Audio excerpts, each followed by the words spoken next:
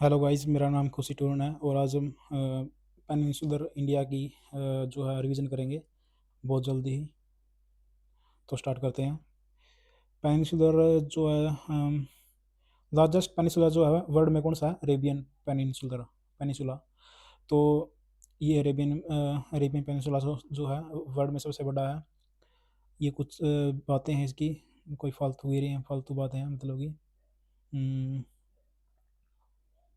ये भी ट्रायंगुलर है। इंडिया जो पेनिनसुलर इंडिया है उसका जो साइज शेप है वो ट्रायंगुलर है। फॉर्मेशन ज़रूर याद कर लेनी है, प्री कैम्ब्रियन एरा से, प्री कैम्ब्रियन एरा में इसकी फॉर्मेशन हुई है। जो ये रिवर है इसकी, और गोंडवाना लैंड का ये पार्ट है। किसका पार्ट है? गोंडवाना लैंड का। और विस्तार है 16 लाख स्क्वायर किलोमीटर में। इसका जो है विस्तार है 16 lakh square kilometre. 16 lakh square kilometre में इसका जो है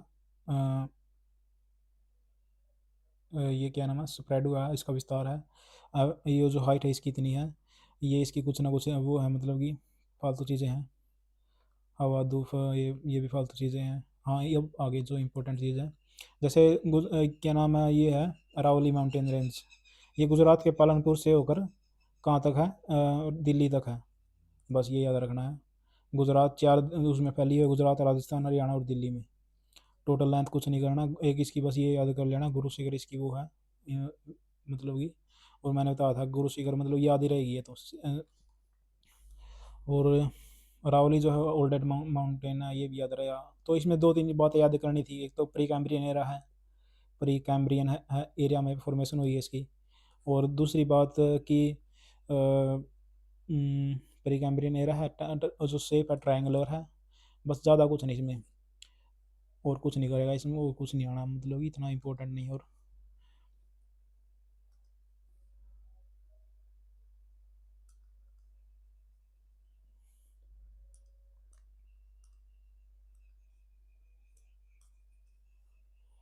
तो अब आगे चलते हैं।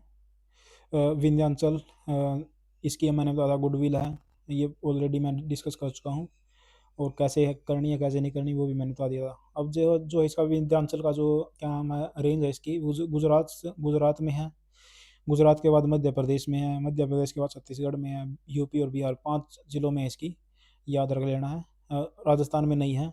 और क्या नाम है, कैसे याद करनी है, जो मतलब कि तैमूर था नहीं, तैमूर को जो भी मिला ना गुजरात में, जो बट यानी कि जो भी मिला वो उसने बिहार में जाकर बांट दिया। तैमूर को जो भी मिला जो भी मिला बिहार में वो उसने जाकर बिहार में बांट दिया। ये था। अब क्या है, इसके विंध्याचल और सतपुड़ा के बीच में नर्मदा नदी बहती है। वी एन एस टी याद कर लेना ऐसा कर्म, वी एन एस टी। और याद नहीं तो मतलब वो बहुत बार रिवीजन हो चुकी है हमारी पहले ही।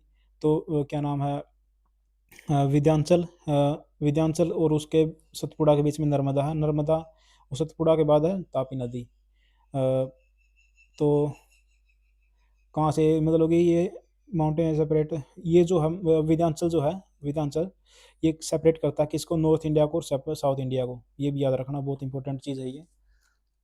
और उसके बाद क्या नाम है, सतपुड़ा, सतपुड़ा जो है ये सेंट्रल पार्ट है, ये तो कुछ नहीं इसके, इसका जो सतपुड़ा का जो रेंज है वो गुजरात है। गुजरात के बाद महाराष्ट्र है, गुजरात है, एमपी है, महाराष्ट्र है और छत्तीसगढ़ भी है। ये 4 राज्यों में है। और वो था 5 राज्यों में। अरावली था 4 राज्यों में। तो ऐसे याद कर लेना है। हाँ, गुजरात, एमपी, क्या नाम है, महाराष्ट्र और छत्तीसगढ़। सतपुड़ा रेंज 3 भागों में डिवाइड है। मेकाला रेंज ये छत्तीसगढ़ में है। अमरकंटक इसकी पूरी वो है। महादेव मध्य प्रदेश में हो गया, राजपीपला हिल्स बाद में हो गई। तो ऐसे याद कर लेना है कि मेकाल रेंज मैंने बताया था कि महाकाल का जो अखंड था वो नीला कहाँ पे है, वो छत्तीसगढ़ में था। और महादेव, महादेव मतलब कि महादेव तो मध्य प्रदेश में है, क्योंकि जो उज्जैन में जो मंदिर है महाकाल का। लेकिन और क्या नाम है, राजपीपला हिल्स, राजपीपला हिल्स भी मध्य उस सतपुड़ा की रेंज है। तो हाईएस्ट पीक इसकी धूपगढ़ है और मध्य प्रदेश की भी राजधानी है, मतलब मध्य प्रदेश की भी क्या नाम है यही है क्या नाम, highest peak Dhupgarh. Macaulay range देखो ये छत्तीसगढ़ में आ गई।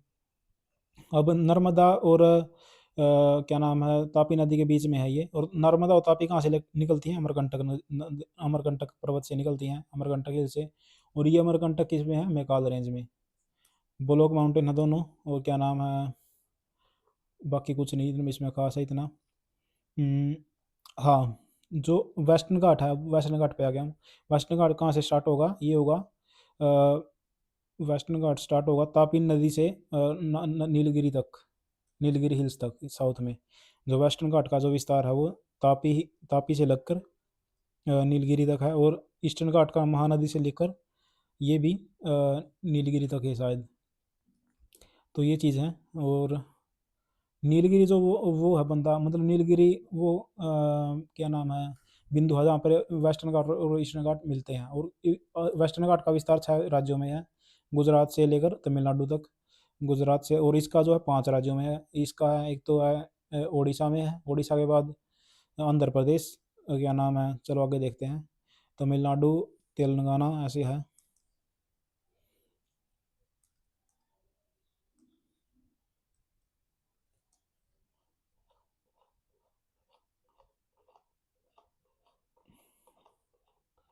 अब मैं आपको याद करवा दूंगा सब कुछ। वेस्टर्न घाट 2 भागों में बंटा हुआ है। कहाँ से बंटता है ये बंटता है यहाँ पे, 16 डिग्री है इसका कुछ, 16 डिग्री को जो गोवा से निकलती है वहाँ वो बांटती है इनको। नॉर्थ, एक नॉर्थ सह्याद्री है और एक साउथ सह्याद्री है। नॉर्थ सह्याद्री की जो इम्पोर्टेंट, नॉर्थ सह्याद्री मतलब यहाँ पे आ गया, तो यहाँ पे जो है सबसे ऊंची पीक जो होगी इसकी, वो होगी कलसूबाई, जो कि महाराष्ट्र की है। और साउथ सह्याद्री में कुद्रेमुख, कुद्रेमुख आ गई, हाँ, जो कुद्रेमुख जो कि साउथ सह्याद्री की है। देखो ये आ गया 16 डिग्री से, इसी ये उत्तर सह्याद्री और क्या नाम है, साउथ सह्याद्री को सेपरेट करता है। और वेस्टर्न घाट्स कहाँ से है, तापी से नीलगिरी तक है, ये याद कर लेना है। और उत्तर सह्याद्री और दक्षिण सह्याद्री में बटे हुए कौन बांटता है, 16 डिग्री। इसकी कलसुबाई है, इसकी है कुद्रेमुख। और जो में विंध्याचल की जो सबसे ऊंची थी वो गुडविल थी, सतपुड़ा की थी मेकाल, अमरकंटक, सतपुड़ा की धूपगढ़ थी, सतपुड़ा की धूपगढ़ थी, सॉरी।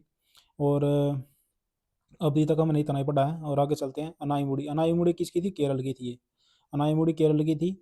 और वेस्टर्न घाट की भी यही है, वेस्टर्न घाट की भी यही है। सबसे जो क्या था, महाकाल का कंठ नीला था, उसको उनको गुस्सा आ गया था, तो उन्होंने क्या किया, वेस्टर्न घाट को मोड़कर जिंदा गाड़ दिया था कहाँ पे, ईस्टर्न घाट में। तो अनाईमुड़ी वेस्टर्न घाट की है। और साउथ इंडिया की भी है, ये भी है, साउथ इंडिया और पेनिनसुलर इंडिया की भी।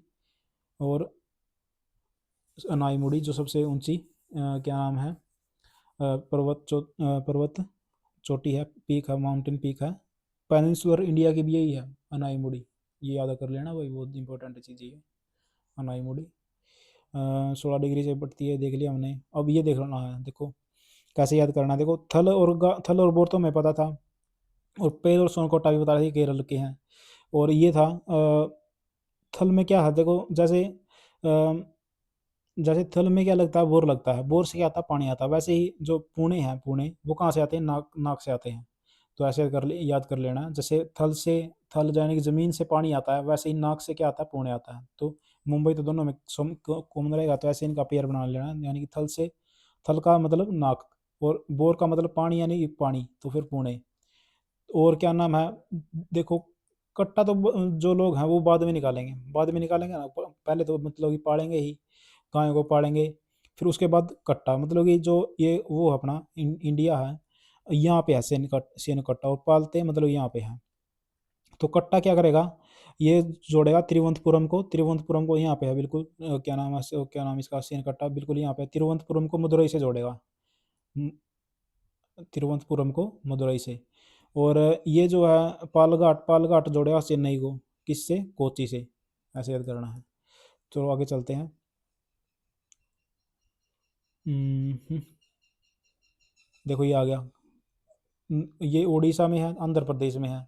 उड़ीसा, आंध्र प्रदेश, तमिलनाडु, तमिलनाडु में आ गया। और क्या नाम है, आंध्र प्रदेश में हो गया, तेलंगाना में और कर्नाटक में, 5 राज्यों में है। आगे चलते हैं। देखो अभी ये याद कर लेना, बिल्कुल आसान ट्रिक, ट्रिक बताऊंगा मैं इनकी। जो अंधा आदमी है, अंधा आदमी वो क्या था, वो नल्ला था बिल्कुल, नल्ला था। उसने बड़े बड़े कांड कर रखे थे, पालकोंडा और वैनकोंडा को याद कर लेना है। मतलब कि उन्होंने बड़े बड़े कांड कर रखे थे, उसके उसका जो चाल चलन था वो नगर में ठीक नहीं था, उसने बड़े बड़े कांड कर रखे थे। जो अंधा आदमी था, नल्ला मलाई, यानी कि उसके उसने बड़े बड़े, वो नल्ला आदमी था, नल्ला था, जो अंधा आदमी था वो नल्ला था। उसके शेष चलन, उसके चाल चलन जो थे वो नगर में ठीक नहीं थे उसके, उसने वेनकोंडा पालकोंडा मतलब बड़े बड़े कांड किए हुए थे उसने। अच्छा, अब ये जो है तमिलनाडु की कैसे याद करनी है कि अ, वो एक लड़की थी, मतलब ये अपने बॉयफ्रेंड से कहती है कि तामिल, तुम जो है तुमने जो है 5 वादे किए थे तुम, और कहाँ पलायन कर गए? जवादी मतलब कि पंचमलाई मतलब कि तुमने तुमने जो है 5 वादे किए थे, 5 वादे, वादी जवादी यानी कि 5 वादे किए थे, और पलायनी तुम कहाँ पलायन कर गए? और वरू मैं तो तुम्हें ही मरूंगी, वरूंगी मतलब कि तुम्हें ही वरूंगी, नहीं तो, और नहीं तो मैं शव के समान थी, मतलब कि मैं तो मर जाऊंगी और शव बन जाऊंगी तुम्हारे लिए। अच्छा हुआ तुम मुझे मिल गए। अब क्या कह रहे हो? अच्छा हुआ तुम मिल गए, तुमने तो मुझे 5 वादे किए थे, और क्या कहाँ पे पलायन कर गए थे तुम?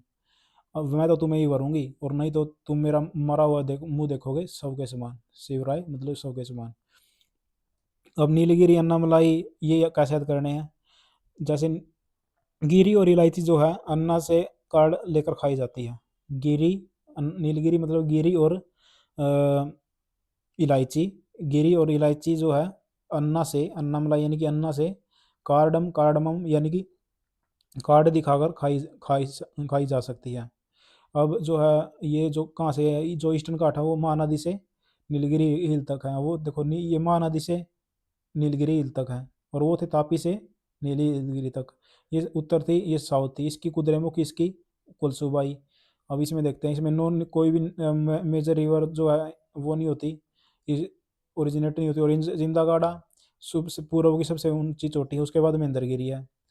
और क्या नाम है, अराकू वैली में है ये, अराकू वैली। आपने देखो मैंने बताया था अराकू डाकू कहाँ पे रहते हैं, वो रहते हैं मतलब कि उसमें। और महेंद्रगिरी ये उड़ीसा में है, महेंद्रगिरी शायद उड़ीसा में है।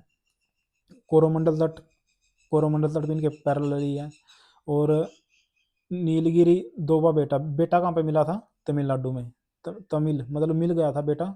और गोवा को 100 बार धन्यवाद, 100 बार उसकी गोवा की थी हाईएस्ट पीक। उसमें टोडा जाति मिलती है नीलगिरी में, जो कि भैंस पालती है। उद्गम मंडलम, मंडल उद्गम मंडल मतलब ये एक पर्यटन स्थल है। और नीलगिरी हिल्स, बाकी कुछ नहीं, मतलब ये बता रहा है कि नीलगिरी हिल्स मिलती हैं जब वेस्टर्न घाट और ईस्टर्न घाट में। और मीटिंग पॉइंट है ये। आगे चलते हैं।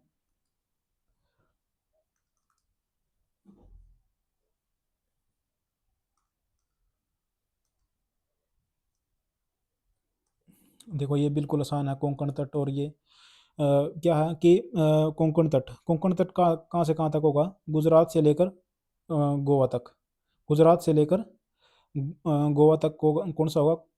क्या नाम है वो? होगा कोंकण तट। और कन्नड़ भाषा कहाँ पे बोली जाती है? कर्नाटक में। तो कर्नाटक वाला गोवा से लेकर कर्नाटक तक की जहाँ तक बाउंड्री है वो कन्नड़ तट होगा। और मालाबार केरल वाला होगा, बस ये याद कर लेना है। मालाबार यहाँ पे नीचे, कन्नड़, कन्नड़ तट मतलब कि जहाँ पे कन्नड़ भाषा बोली जाएगी। और मालाबार में याद ही है। और क्या नाम है ऊपर वाला बच गया? कोंकण तट, गुजरात से लेकर गोवा तक। और ये तो था वेस्टर्न घाट का। ईस्टर्न घाट में क्या होगा? कृष्णा गोदावरी डेल्टा जो है टू कन्याकुमारी। कहाँ से कहाँ तक है ये? मतलब कि ईस्टर्न ईस्टर्न कोस्टल बेल्ट कहाँ कहाँ कहाँ से कहाँ तक है? कृष्णा गोदावरी से, कृष्णा गोदावरी से कन्याकुमारी तक, जहाँ तक डेल्टा बनता है वहाँ तक है। कोरोमंडल तट, कोरोमंडल तट कहाँ किसके किसके पैरेलल है? ये है एक आंध्र प्रदेश के है और तमिलनाडु के। आंध्र प्रदेश प्लस तमिलनाडु के तट को कोरोमंडल तट कहते हैं, इसको कोरोमंडल कहते हैं, इसको मालाबार, कन्नड़ और कोंकण। मॉनसून का ये तो फालतू चीज़ थी। उत्तरी सरकार, उत्तरी सरकार the coastal region of Odisha और आंध्र प्रदेश। उत्तर सरकार तट, उत्तर का सरकार तट का कौन सा होता है? ओडिशा और आंध्र प्रदेश के। और नॉर्थ ऑफ कृष्णा गोदावरी इसको बोलते हैं उत्तरी सरकार कोस्ट। ये इंपॉर्टेंट चीज़ है वो, देखो इसको बोलते हैं कृष्णा गोदावरी रिवर से, या फिर आंध्र प्रदेश के नॉर्थ और ओडिशा को उत्तरी सरकार, उत्तरी सरकार कोस्ट बोलते हैं। इसको कोरोमंडल, मालाबार और कन्नड़ और कोंकण। हम्म, उत्तरी कृष्णा गोदावरी डेल्टा के उत्तर में जो भी है उसको। तो ये हमारा टॉपिक यहाँ पे कंप्लीट हो गया। अब आ गया पठार, ये इसको कम कल को करेंगे। Thank you. तो आप चैनल को सब्सक्राइब कर लो। जैसे हमने देखा, सब कुछ देखा कि कौन सी बिना ट्रिक के साथ सारी ये देखी, ट्रिक के साथ ये देखी, और जितनी भी बाकी रह गई हैं वो भी करेंगे हम। बाकी ये हमने सारी हिल्स कर ली हैं, इधर वाली और इधर वाली भी कर ली हैं, उधर वाली भी कर ली हैं, सारी हमने कर ली है लगभग। हमारे लगभग टॉपिक चल रहे हैं। और थैंक यू। आप चैनल को सब्सक्राइब कर लो। ऐसे ही मतलब ट्रिक के साथ मैं लेकर आऊँगा सब कुछ। और रिवीजन इतनी फास्ट होगी मतलब ये आखिरी में क्या होगा, इन सारी वीडियो को बना के मैं एक एक वीडियो बनाऊंगा मतलब कि पूरे टॉपिक की एक ही। और क्या होगा वो मुश्किल से 20-25 मिनट में एक टॉपिक पूरा कवर हो जाएगा।